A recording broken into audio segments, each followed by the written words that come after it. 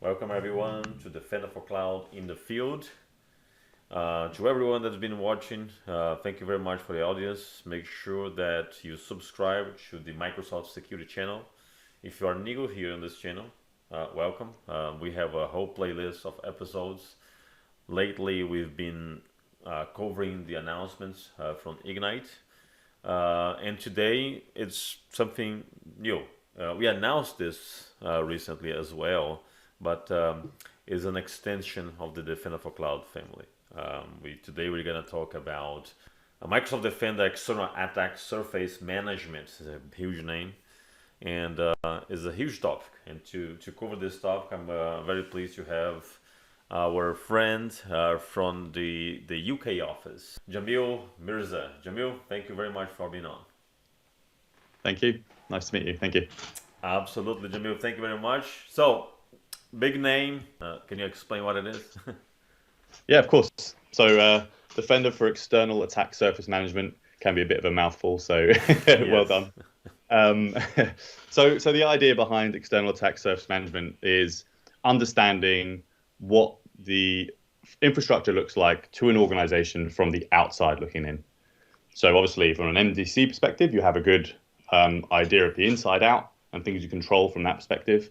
But we want to look from the other lens, right? So understand what an organization looks like in terms of domains, hosts, pages, SSL certs, ASNs, IP blocks, IP addresses. I guess it's your digital footprint as such, and what that looks like from a perspective from the outside world. And that's a really, really important thing to understand in terms of maybe your risk matrix and how you want to actually control that environment and what can the public actually see about you as an organization.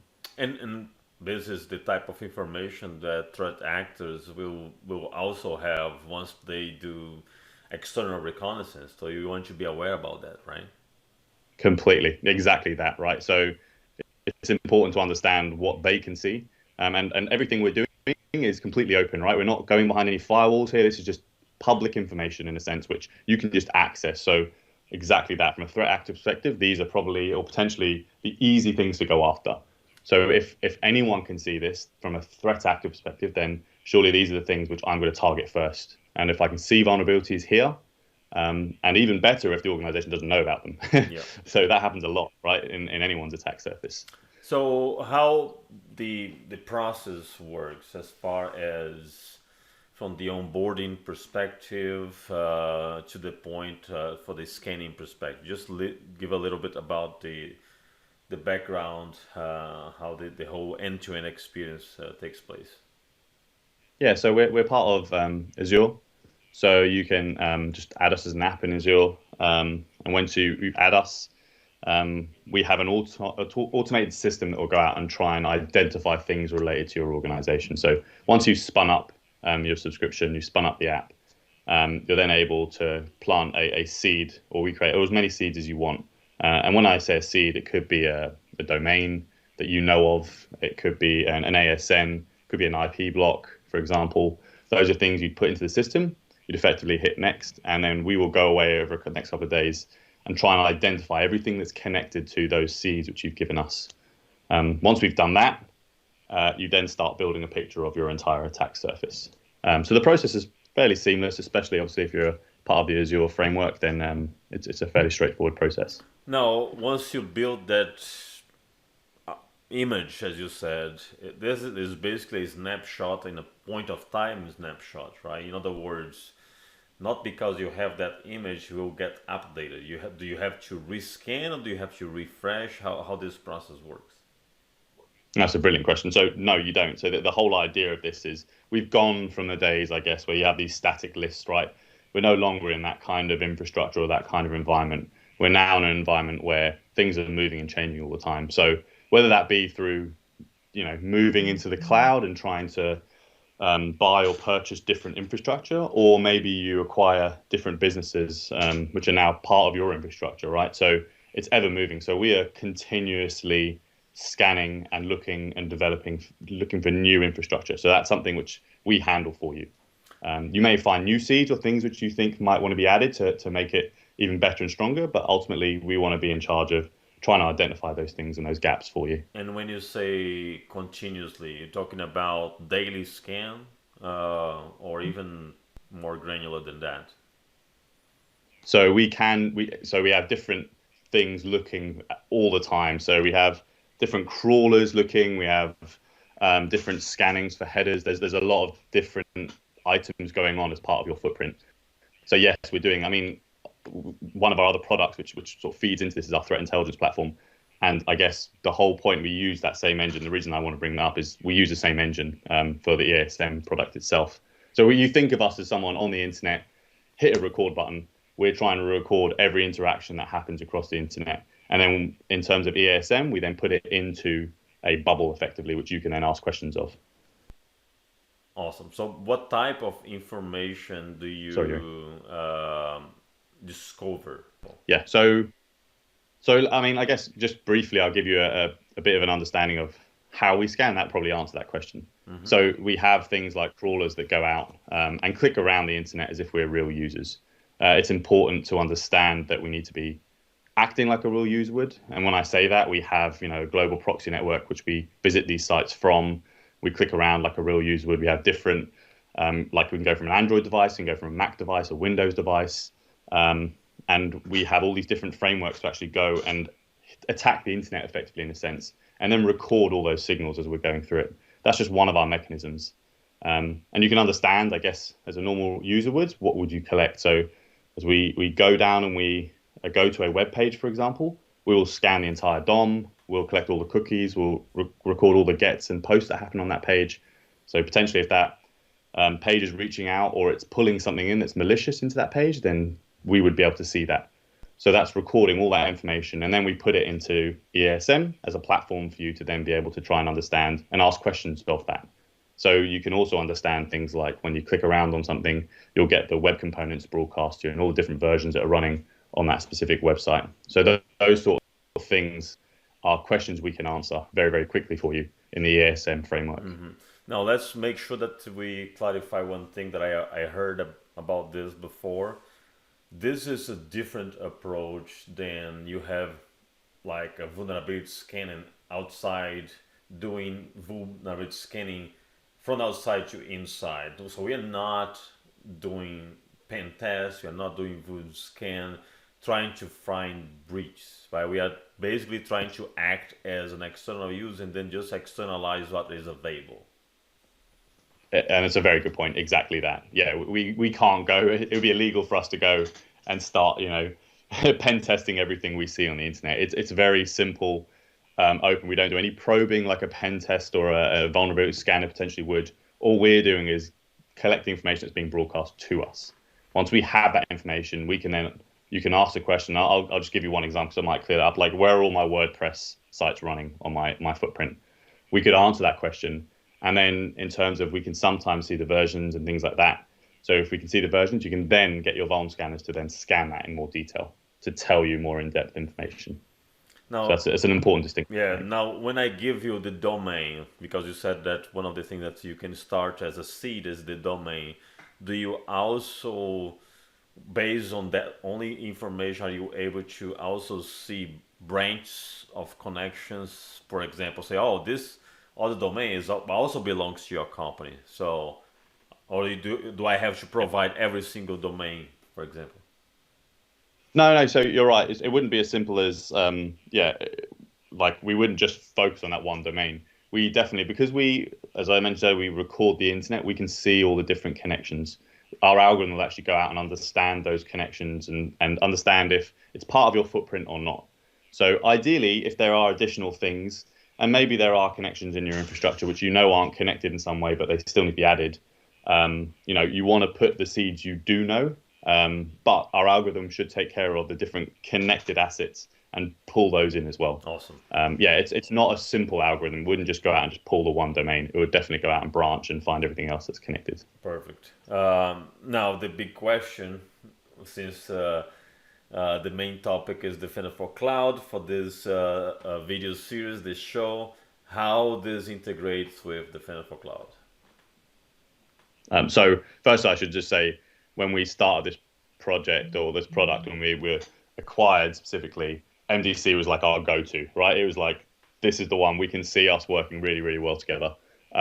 So as you can imagine, outside looking in, that perspective, as I mentioned before, would be a really, really powerful thing in terms of working with MDC. So what we're currently doing now, and it's a very, very first start of it, so we're excited to do a lot more with MDC specifically, is we're just broadcasting from an MDC perspective. If you were to log in and you were to see IP addresses, we would then leverage our scans to then tell the MDC users if there is potentially an insight or if it's open to exposed to the internet.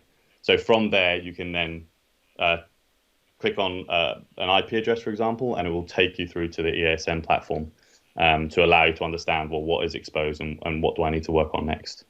So as I said, very, very early days, but we're really excited to do a lot more with MDC specifically. Yeah, and I think that the good thing that people don't realize is that this integration is native. This happened in behind the scenes, and just to see that, you don't really need a license at that point for Defender for EASM, right? You only will need if you want to explore further that IP address, for example. Correct? Yeah, exactly that. And I just feel like now we've got the full view, right? So the other thing which we can potentially do is we'll be able to discover things which the users don't even know about. And then when they see that, they could potentially then start adding that to the MDC side of things as well.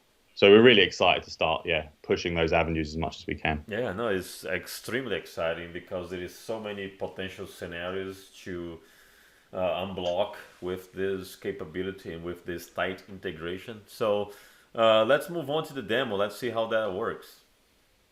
Yeah, of course. So if you're looking at my screen here, this is our demo system. So the first thing you would see as you log into EASM is some high-level analytics about the state of your footprint as such. So in this example, you can see we've broken it down into all the different asset types along the top here. We also have all the different severities and observations we've noticed on that footprint. Now, as you can imagine in today's world and what we're scanning specifically, there could be a lot of information to deal with. So, early days feedback we had was, there's too much information. What do I do with it? How can I manage this? So what we've tried to do here is to actually break this down for you. So you're into manageable data here and give you focus points as well. So right at the top here, as I mentioned, right at the start here, all the different asset types which we've collected from a given seed or seeds, and just give you a high holistic information. And as I scroll down here, you'll start to see things like all the different observations we've noticed. So, instantly, my assumption would be, and most people would probably go to their high severity observations as a starting point, and they might want to work through that and try and understand, where the things are and what do I need to fix. I'll go through this in a bit more detail in a minute. We also have things like all the CVSS distributions. So, in this instance, we have a lot of high CVSS scores of things which I need to fix. So it's important that is something which I can now focus my efforts into. And assets by total state. So this is just a real quick summary dashboard of everything which we're seeing here. I will come back to this, but there's one last thing I wanted to just quickly highlight here before I move into something else. Seeing as we're referring to the MDC side of things, one thing is we scroll down here and we have our attack surface summary, is we actually try and break down this footprint into the different clouds they have hosted on this infrastructure. So this is one of the other first go-to things which we have people use our EASM for. So if they want to see other cloud providers, or they want to see maybe someone who's gone out of policy and they've started creating something somewhere else, this is the sort of thing which we'd like to see potentially moving into something like MDC, and we can start pushing and collating that information, trying to understand if everything is being covered for that specific customer. Yeah, this is awesome. This is really cool. And then we have things like sensitive services that are running on there, all the SSL certs and domains that are running outside. And again, like I said, right at the start, this is outside in perspective. You have to remember all this data we're looking at now is something which the general public have access to and can see. So I'll just jump back to the if I now go in and drill down into something specifically here, And please bear in mind, this is a demo system here, so what you'll see on the right-hand side will be all the same.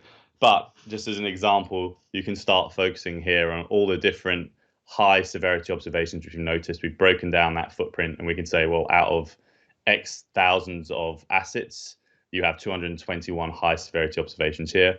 And we have all the different remediation plans, and you can actually click through and see the CV score itself and the details about that.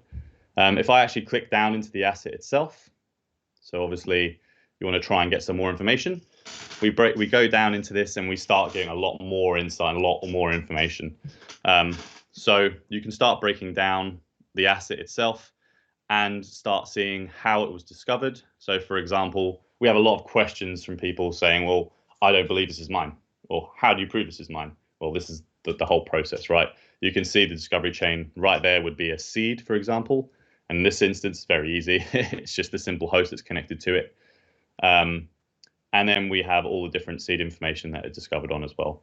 So as we scroll along the top here, we can give you further insights about the asset itself. So things like services.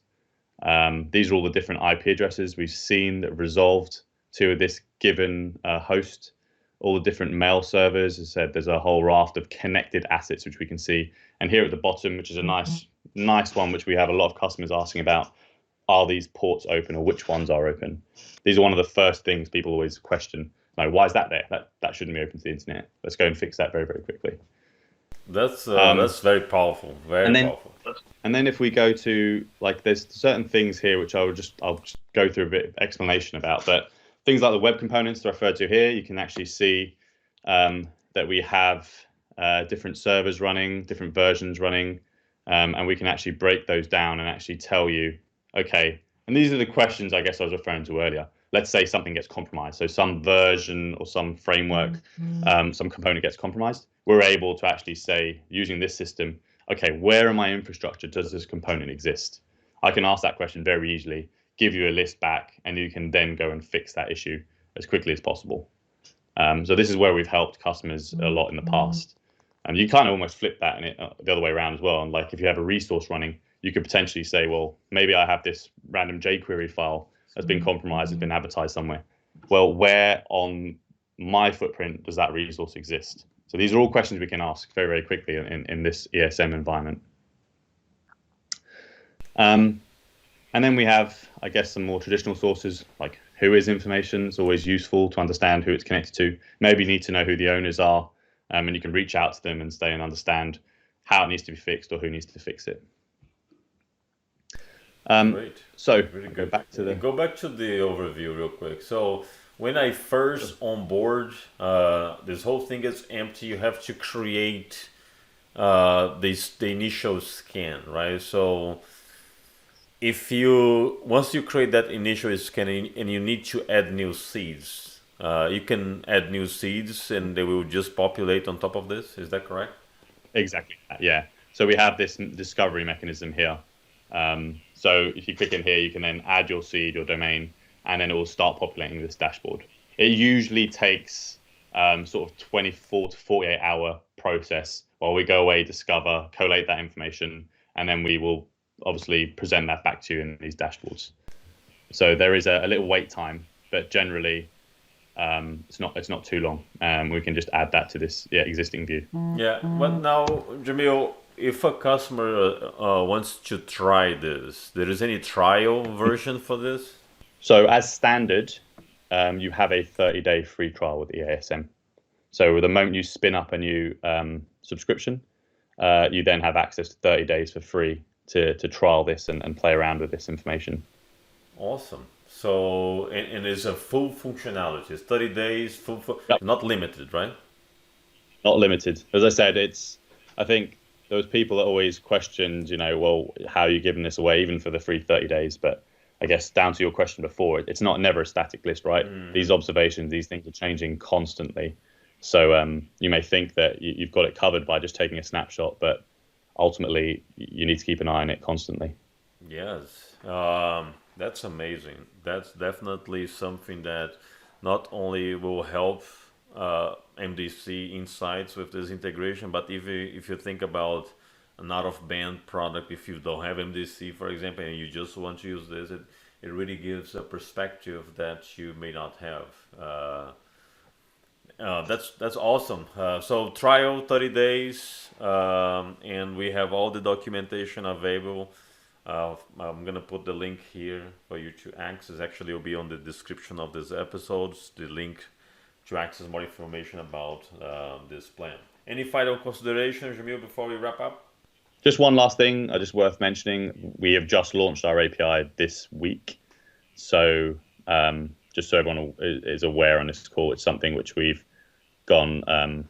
We're getting feedback from now, so it'll be good to see. Obviously, you can imagine the automation which we could drive with the API and how important it is to this product. So it's a real good milestone for us. So just so everyone's aware, it's ready. That's huge. I can definitely see a lot of customers that want to consume this data via API. Absolutely. All right, Jamil, thank you very, very, very much for your time, and thanks for bringing awareness about this product and demonstrate. I appreciate it. Thank you. I really appreciate it. Thank you. All right, everyone, that's a wrap for today's episode. Make sure to use the AK link below to subscribe to the Microsoft Security channel, and specifically to this playlist, Defender for Cloud in the Field. Thank you, and see you next time.